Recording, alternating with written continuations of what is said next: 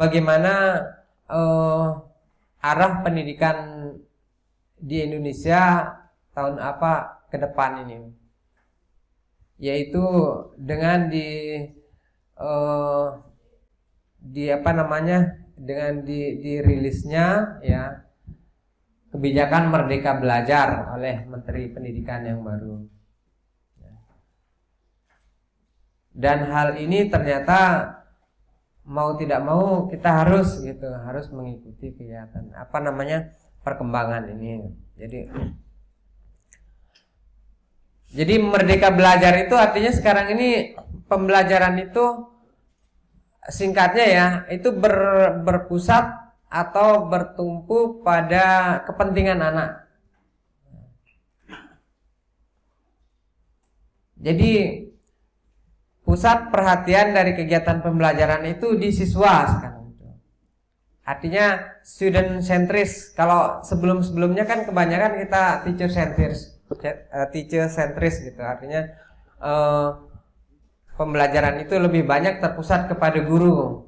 Gurunya yang aktif, ya anaknya entah aktif atau tidak itu kadang-kadang tidak menjadi perhatian. Nah, sekarang kebijakan Merdeka Belajar itu ini titik tumpunya adalah pada anak gitu, pada siswa. Bagaimana anak itu bisa belajar sesuai dengan keinginan dia, sesuai dengan kemampuan dia, sesuai dengan hobi dia gitu. Jadi untuk apa diajarkan begitu banyak mata pelajaran ya, tetapi dia tidak senang kepada mata pelajaran itu. Kan gitu. Saya teringat ini sama cerita.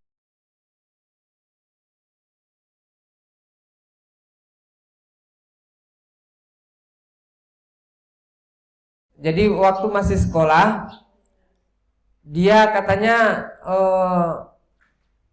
tidak bisa di matematika atau bahasa matematika kalau nggak salah ya. Dia tidak bisa di matematika. Artinya nilainya jelek di matematika. Tetapi dia pintar menggambar.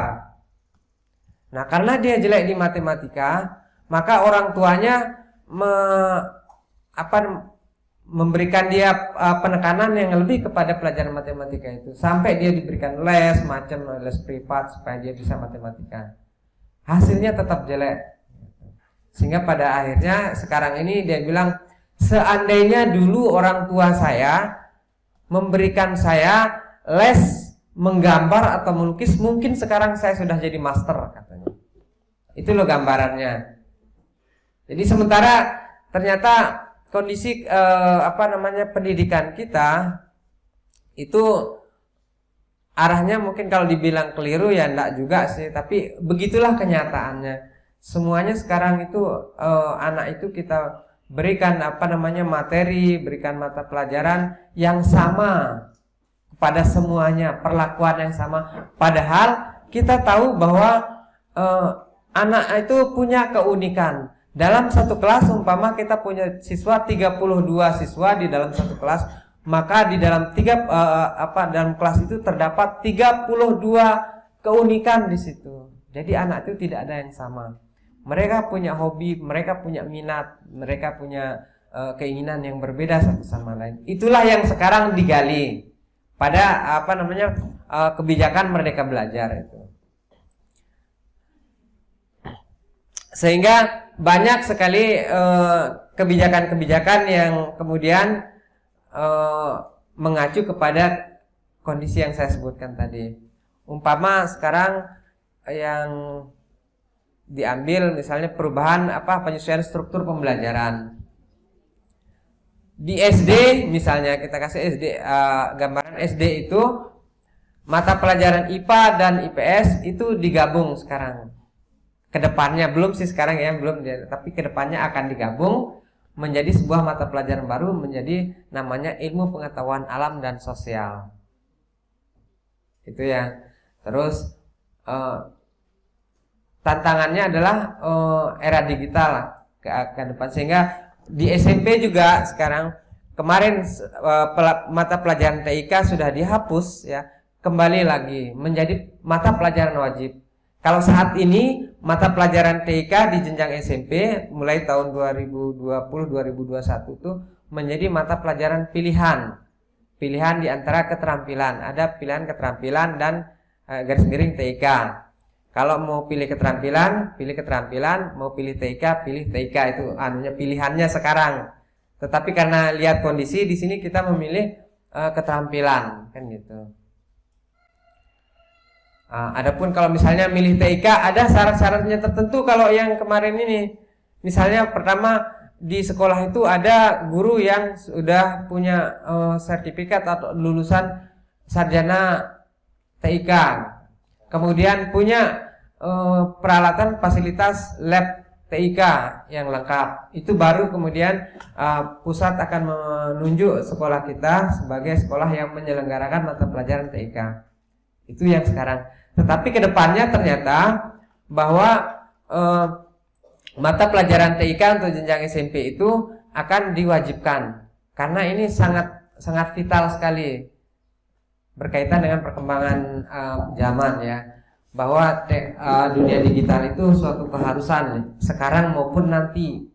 Oleh karena itu untuk jenjang SMP kedepannya mata pelajaran TIK itu menjadi mata pelajaran wajib, dan persyaratannya guru yang mengajar TIK itu tidak mesti dia menjadi tidak mesti punya ijazah, tidak mesti berlatar belakang TIK.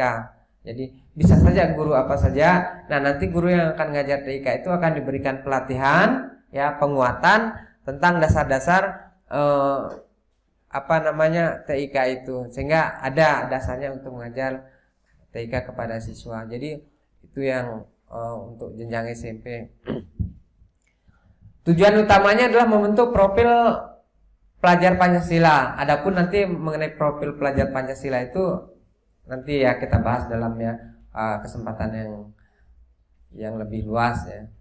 Ya, jadi untuk sementara seperti itulah kondisi anunya. Jadi nantinya ya, model pembelajaran kita Bapak Ibu sekalian ya, itu betul-betul ke anak. Kita tidak lagi dibebankan sama target kurikulum bahwa materi ini KD 1, 2, 3 itu harus habis dalam 1 semester misalnya. Ini kan dulu kalau dia seperti itu kan ini tidak berpusat ke anak, tidak mengakomodir kepentingan anak. Bahwa kita harus selesai bab 1 sampai bab 10 dalam semester 2. Itu yang punya kepentingan siapa?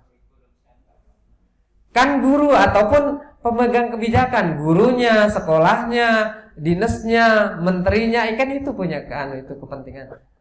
Sehingga anak kita jejalkan, dia bisa enggak bisa, yang penting materi selesai kan. Nah, sekarang itu dibalik Bapak Ibu sekalian. Enggak penting dia materi atau kurikulum itu terpenuhi, yang penting anak bisa. Artinya yang dipentingkan adalah kedalaman materi itu sendiri. Sehingga nanti ada sampai bahwa setiap minimal dalam 1 tahun pelajaran itu ada 3 proyek yang harus dilakukan oleh siswa, diprogramkan. Jadi saya punya saya tertarik pada cerita orang Jepang. Orang Jepang itu dia pertama tidak mengajarkan materi kepada siswanya, tetapi siswanya diberikan 1 lembar kertas.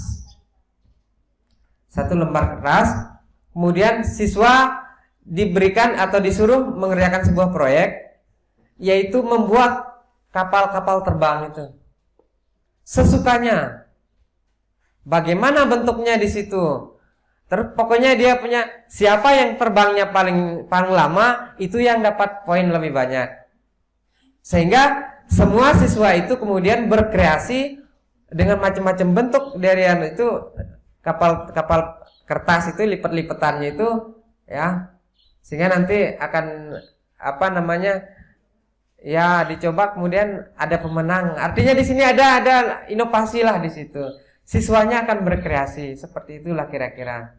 Kan nggak mesti gurunya tidak ngajar gini loh prinsipnya pesawat terbang itu gini.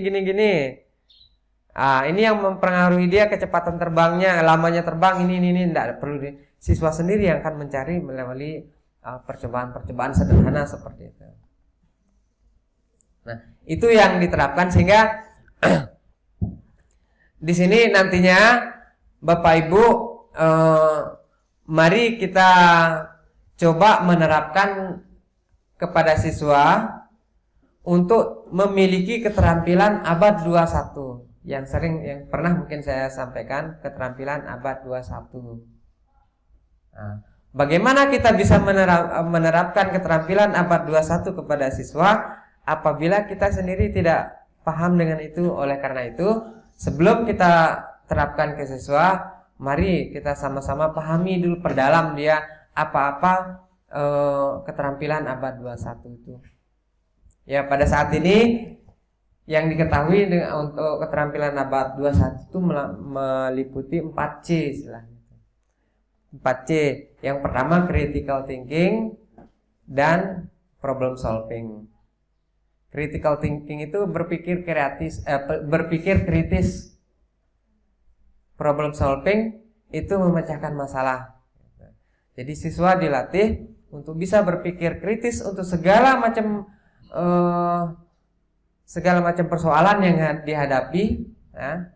Baik itu persoalan di kelas maupun di luar kelas, itu dilatih untuk itu. Kemudian setelah itu bagaimana dia bisa memecahkan masalah. Contoh permasalahan seperti tadi teknis gitu. Jadi kan masalahnya sudah ada kita mau pakai tayangan LCD misalnya, tetapi tidak bisa connect. Nah, di sini perlu dilatih critical thinkingnya gimana, apa penyebabnya, kenapa dia bisa begitu. Akhirnya kemudian dicari jalan pemecahannya, problem solvingnya. Nah, sehingga ketemu dengan pemecahan masalah yang sebaik-baiknya, yang kita inginkan. Itu pemecahan masalah sebaik-baiknya yang kita inginkan. Kita inginkan kan tayangan yang ada di laptop saya ini ada di sana kan, gitu yang kita inginkan. Tapi itu tidak terjadi. Nah, artinya hal-hal seperti ini nanti kalau ini ditanamkan kepada siswa, kalau ada masalah begini, gini cara ngatasinya, gini. Terus bagaimana caranya supaya hal serupa tidak terulang lagi kan? Artinya sebenarnya sih harus dicoba dari awal sebelum mulai rapat itu ini sudah siap. Itu kadang-kadang kalau dalam suatu acara itu ada gladi ya, misalnya kita ada apel itu ada gladi dulu. Yang ini tidak ada gladi. Tapi saya bingung entah siapa yang punya tugas, tidak ngerti saya gitu. Yang kedua collaboration ya. Keterampilan abad 21 yang harus diterapkan, yang harus diajarkan ke anak adalah keterampilan berkolaborasi, bekerja sama dengan teman-temannya, dengan orang lain, baik itu temannya maupun orang-orang lain gitu, untuk mencapai tujuan tertentu. Sebab kedepannya tantangan abad 21 itu, tantangan ke depan itu kalau tidak bisa bekerja sama itu akan tergilas. Oleh karena itu dari sejak dini harus dilatih anak-anak itu untuk bisa berkolaborasi, bekerja sama, memecahkan masalah ya. Kemudian 4C yang ketiga itu adalah communication. Bisa mengkomunikasikan ya, apa yang ada di di alam pikirannya, kemudian apa yang diperbuat bisa dikomunikasikan. Keterampilan berkomunikasi. Sebab kalau tidak bisa berkomunikasi dalam dunia sekarang juga kesulitan. Kemudian 4C yang keempat adalah creativity dan innovation.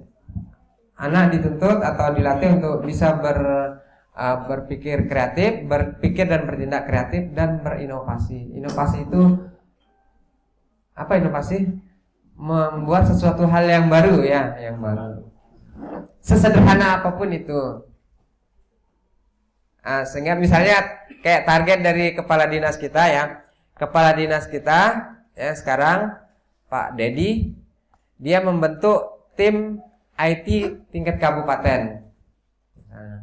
Kemudian dia memberikan target kepada tim itu, ciptakan satu buah aplikasi ya, sesederhana, minimal satu dalam 1 tahun katanya. Sesederhana apapun aplikasi itu, tetapi bisa dipakai. Kayak gitu. Jadi berinovasi lah, berkreativitas dan berinovasi sesederhana apapun itu. Nggak perlu yang mesti buat kapal terbang, buat apa itu enggak. Tapi yang sederhana, tapi itu nilainya beda dengan dari yang lain, maka itu sudah tergolong kepada inovasi.